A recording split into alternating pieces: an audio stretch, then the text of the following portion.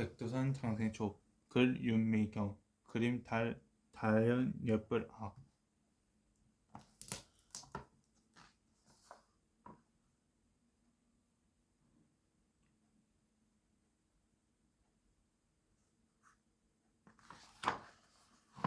아주 오랜 옛날 일이야.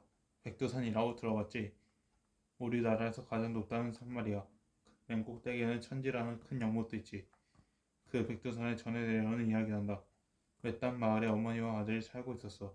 아버지는 아들이 아주 어릴 적에 돌아갔을 때, 늙은 어머니는 몸이 아파 누워 지내는 날이 더 많았지. 그런데 이 아들이 그렇게 효자야. 어려서부터 남의 지비를 해서 받은 품삯으로 어머니를 정성껏 모셨대.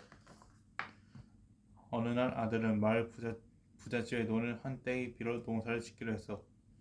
아직 어린 나이였지만 어른 몇 명이 할 몫을 혼자서 척척 해내곤 했지. 아들은 햇볕 쨍쨍한 날이나 부슬부슬 비가 오는 날이나 싱싱 바람이 부는 날이나 펄펄 눈이 오는 날이나 하루도 거르지 않고 논에 나가 일을 했어. 그만큼 열심히 했지. 그래서일까? 그해 가을 아들이 지은 농사는 풍년이었어. 어린 아들이 기특해 마을 사람들이 모두 추수를 도와주었지. 쓱쓱쓱쓱 싹싹싹싹 소리를 들은 이웃 마을 사람들도 타작을 도와줬어. 탈탈탈탈 탈탈탈 털털털털. 아들은 자신이 농사지은 쌀로 어머니께 밥을 해드릴 생각에 한껏 부풀었단다. 병사가 아주 풍년이구나. 소문을 들었는지 땅 주인인 부잣집 영감이 아들을 찾아왔어. 인정머리 없기로 소문난 부잣집 영감을 보고 마을 사람들은 하나둘 슬그머니 자리를 떠났지.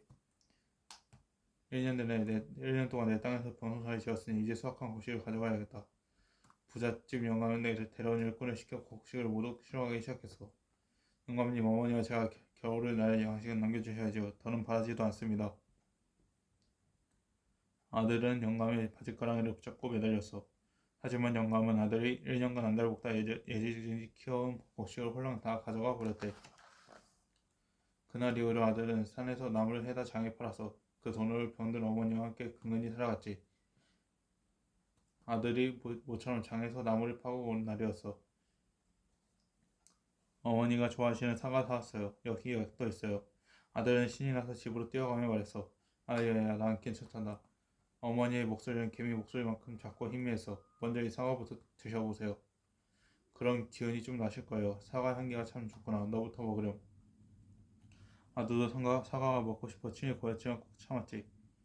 전 장에서 먹고 온 걸로 어서 드세요. 어머니는 그제야 사과를 한 병으로써 이 정도 정성이면 하늘이 감동할 말도 한데 어머니의 병은 날이 갈수록 점점 더 깊어질 뿐이었어. 몹시도 추운 겨울날이었어. 처마 밑에는 고드름이 꽝꽝 얼고 나약을 몸풍지는 바람이 후두둑 떨렸지. 애야, 아무래도 나는 오래 살지 못할 것 같구나. 내가 죽는 것은 괜찮지만 어린 너를 혼자 두고 갈 생각을 하니. 늘 웃는 모습만 보이던 어머니는 눈물을 뚝뚝 흘리며 말았어. 아들은 어머니의 말에 가슴이 쿵 하고 내려앉는 것 같았지. 어머니, 그런 말씀 하지 마세요. 제가 어머니 병을 꼭 고쳐드릴게요. 아들은 그때 결심했어. 무슨 일이 있어도 어머니 병을 꼭 고치겠다고 말이야. 다음날 아들은 아침 일찍 집을 나서서 마을에서 가장 나이가 많고 아는 것도 못하는 할아버지를 찾아갔지. 할아버지, 저희 어머니의 병을 고치려고 찾고 있어요. 아들은 할아버지에게 구구절절 이야기를 했어. 아들의 지극한 효심에 할아버지는 주르륵 눈물을 흘렸대. 어머니를 생각하는 자네 마음 잘 알겠네. 그런데 이 세상에 그런 약이 어디 있겠냐. 다만 할아버지, 제발 아는 것이 있으면 모두 말씀해 주세요.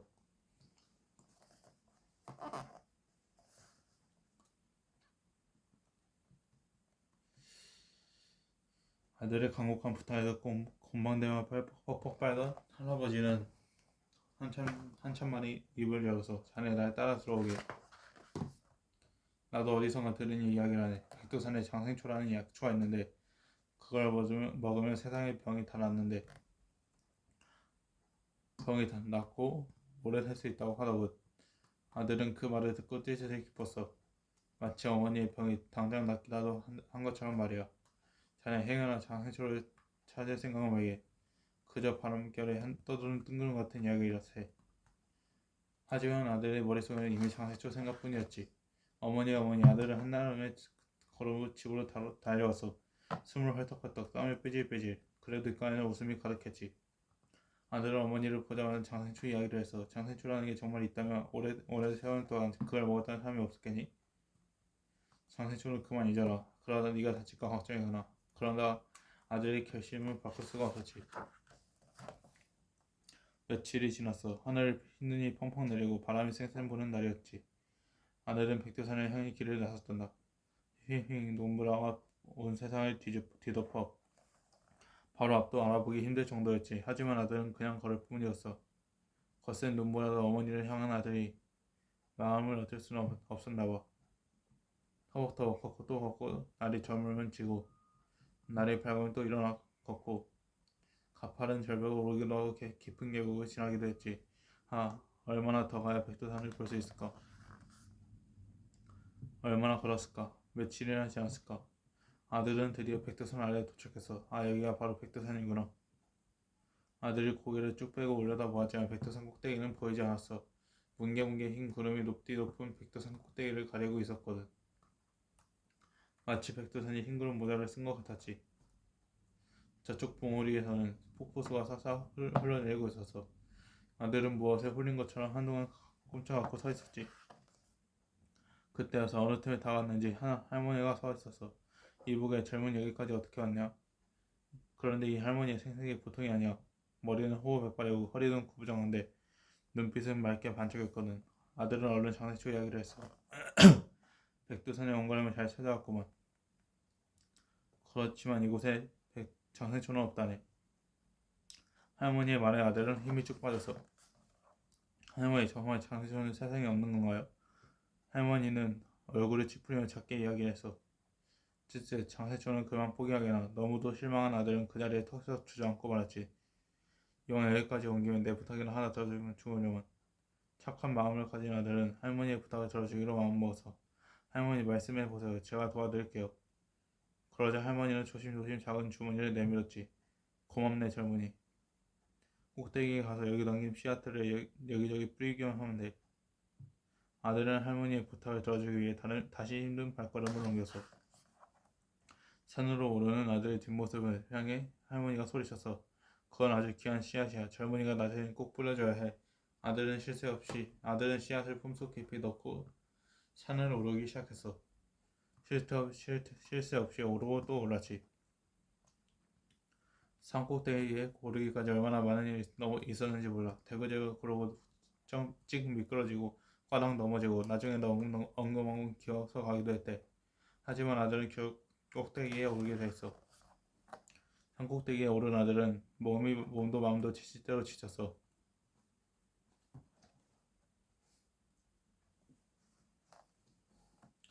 하지만 신신당부하던 할머니를 생각하며 겨우겨우 힘을 냈지. 아들이 품속에서 씨앗 주머니를 꺼냈을 때였어. 이게 웬일이야. 방금 전까지 휘몰아치던 눈보라가 그치더니 따뜻하게 햇볕이 내리쬐는 거야. 그뿐이 아니었어. 그 햇볕은 순식간에 쌓인 눈을 녹이더니 파릇파릇 싹을 틔우고 꽃을 피웠지. 아들은 두 팥을 한껏 벌려